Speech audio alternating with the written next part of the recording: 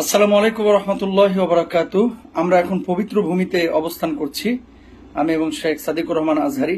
আজকে আলহামদুলিল্লাহ আমাদের আনন্দের দিন, যে জনতার বিজয় হয়েছে।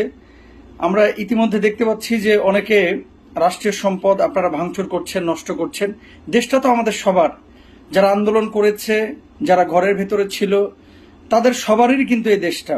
তো আমরা দেশটাকে নতুন করে আমাদেরকেই সাজাতে হবে, কেউ আমরা রাষ্ট্রীয় সম্পদ নষ্ট না করি। কি বলেন শেখ?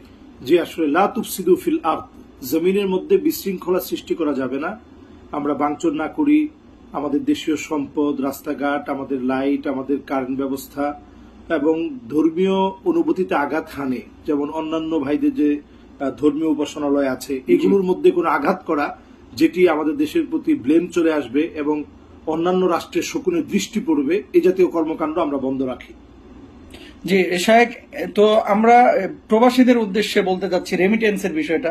হ্যাঁ, এটা খুব জোরালো ভাবে আপনারা রেমিটেন্স পাঠাবেন। আমরা দেখে এসেছি, কয়েকটা দেশ সফর করার কারণে আমরা দেখেছি একেবারে ক্ষোভ ছিল তাদের মনে।